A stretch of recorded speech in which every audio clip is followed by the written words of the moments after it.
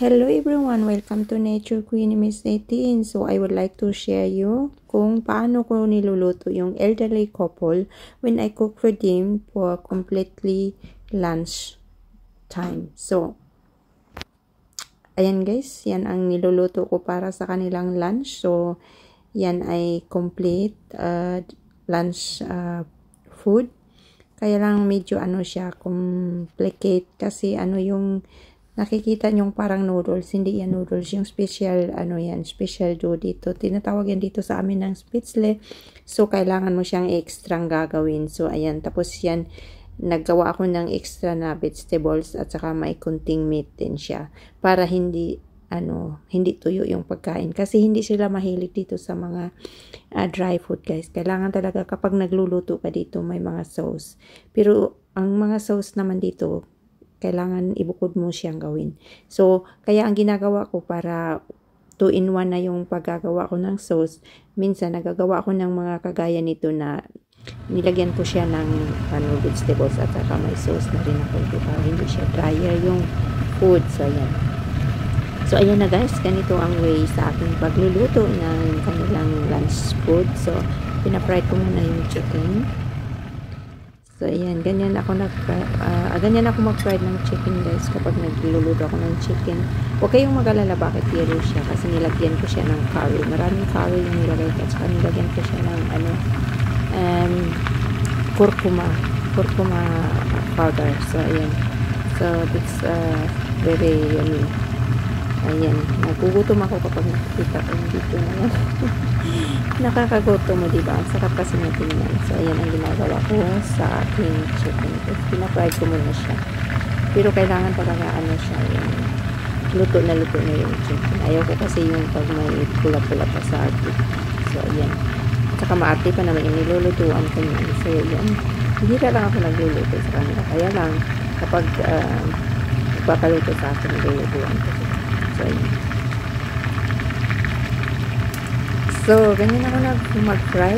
Pinafry ko muna siya. Matagal-tagalan yung aking pagpa-fry lang guys.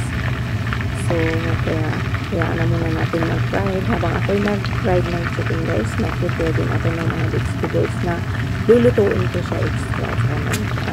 Cut ako ng onions or other kind of vegetable what's I'm cooking for the next step. So, ayan. So, kasi may lulutuin pa tayo ng ibang dyan, sari dyan kasi hindi lang naman yung chicken ang sasari natin doon sa lunch din natin, sa lunch food. So, yan. So, isang part na rin yung chicken. So, yung chicken na yan guys, tapusin na muna natin siyang i-fry. Kaya, medyo matagal-tagalan tayo ng pag-fry ng ating chicken.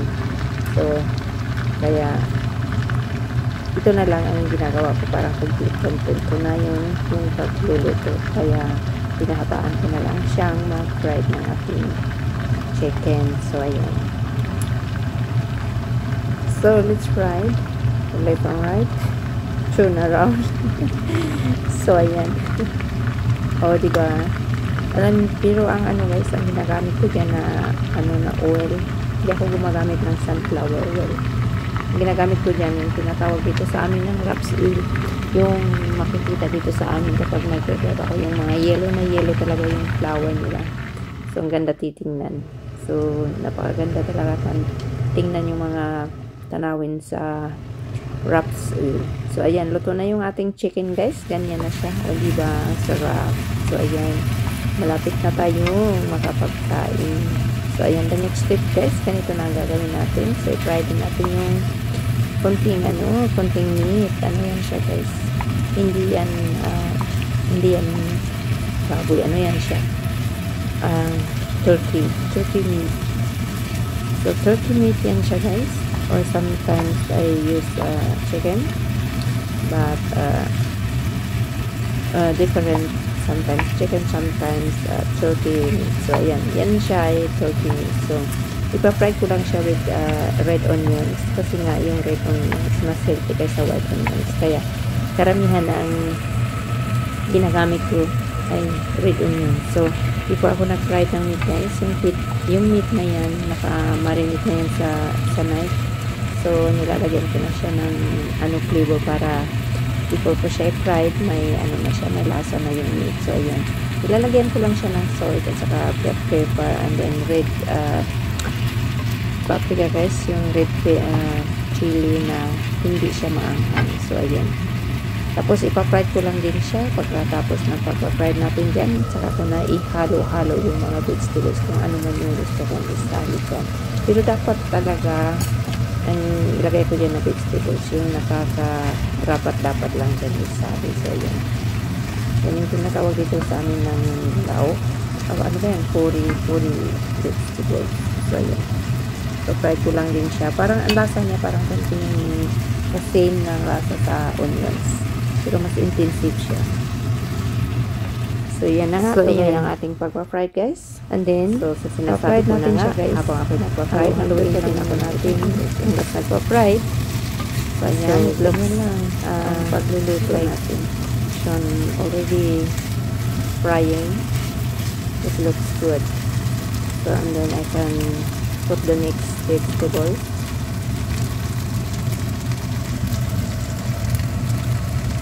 So, I can use only the mice that, guys. The mice in the, ano ba tawag dyan? Duusi. Tawag dyan sa duusi sa amin.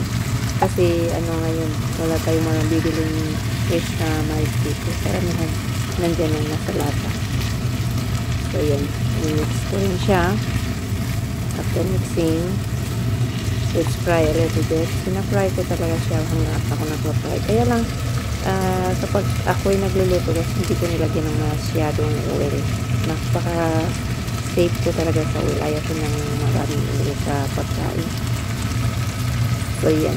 So, pinatry ko talaga na healthy yung niluluto ko na kung pwede lang mas mainam, tinitipid ko talaga yung mga oil. So, yan. And then, nilagyan ko na siya ng sauce, guys. Yung sauce na ginagawa ko, yan, hinalo-halo ko na dyan. Tapos, nilagyan ko ng kunting sour creams. Sour, ano yan? Yes, yung, ano siya, yung parang, yung tinatawag dito sa amin na creamy fresh. Pero may sour cream din na pwedeng gamitin. Ano din siya, kapariho din ng creamy fresh. Yung parang ano siya, guys, yung cream, white cream. So, ayan, pang ano siya, para pang hindi siya masyadong ano ba yun, matubig yung sauce. Ayaw kasi nila yung malayaw tinatawag sa atin, yung matubig yung sauce. Gusto nila yung ano siya, yung thick, ano ba tawag yan? Sticky. So, ayan. So, yan na siya. Yan na, ganyan na. Tapos, paanoin mo lang natin, pakuluin natin yung mabuti para for sure na na-mix na yung lahat. Saka yan. Kunting pulo na lang ng hinihintay natin. So, tapos ilalagay na rin natin yung the next vegetables. So, ayan. Lagyan natin ng broccoli, guys. So, ayan. Masarap kasi yung mga broccoli ilalagay ko pa ganyan kasi parang fresh yung lasa ng pagkain. So, ayan. Karamihan nagluluto ako kasi lalagay ko talaga siya ng broccoli. Masarap kasi yung broccoli. Fresh ang lasa ng luluto mo kapag nagkasaling broccoli. O, diba? Matingnan nyo, guys. Nakakagutom na. Masarap. Masarap na niya. Tingnan nyo, diba? So, kapag ako nagluto ng mga vegetables, karamihan hindi ko siya guys, hindi ko talaga kinukok na masyado. So, I make only the broccoli a few minutes that that's still crunchy, the vegetables. So, yan. Parang may pa siya, may makakagat ka pa. Kasi ayaw ko ng yung malambot na yung mga vegetables. Mas masarap yung may kagat ka pa, o diba? O, yan, ang sarap na natin. So, ayan, pakuliin lang din natin ng konti. Pero, for sure, na titingnan talaga natin na yung vegetables na hindi na siya lalambot. Tsaka, kunting pa siya, kunting crunchy. So, yan na yung next step ng ating pagluluto, guys. So, ayan. So, marami-dami naman yung niluluto ko, kaya kung hindi nila mauubos yan, for sure may makakain pa sila next day. O kaya pwede naman lang ilagay sa rip, i-portion lang nila kung ilang people. So, and then after the next day, they can eat also again. So, it's better because you must save the time for the next other day. So, I do it also because I have too much time to cook every day. So, I cook for 2 times, for 3 times, and then I put it in the rip. And the next day, I can save for me and take a rest when I'm tired after the work. So sometimes I have no wala akong gana magluto kasi pagod na pagod ako minsan or karamihan. The last time na lagi kang napupuyat at napapagod pagdating mo sa bahay, may nilulod na gawa ka pa ng lutuin. Pero for this time guys, I cook for somebody. I cook for elderly people, a couple one. So that's for the lunch. Then the lunch, and maybe can make also for dinner for that. So that's only for the lunch time guys. I especially cook for the lunch. What they do later for this food, I don't know because I preparing for this special for lunch. So yeah, it's getting cooking guys, and then let's see what's the next step. So the next step, I think when it's ready, yes, I put also a spinach inside guys, because spinach is a very good to put together with broccoli. So yun yung tinatawag ito ng special guys, yung special day. At saka magawa ka ng duwa, nilulutuin mo siya. Laga lang yan, lalagain mo lang lagyan mo ng salt yung water, and then konting butter yung water. So tapos luluto mo siya, pakuluan ng 1-2 times basic, and then aalis mo na yun sa fire. So andun yan guys, nagawa na rin ako ng extra sauce. So kanya talaga ang pagluluto dito, kaya ako yung isang topic na pinatamad magluluto. So yan siya guys, pag complete yung niluluto mo, ang tagal matapos ang pagluluto. Kaya yan. So ayan, that's our completely food for lunch time. So ayan, genau. It's ready to serve. So look at that. It looks like very delicious. I hope you are enjoying watching.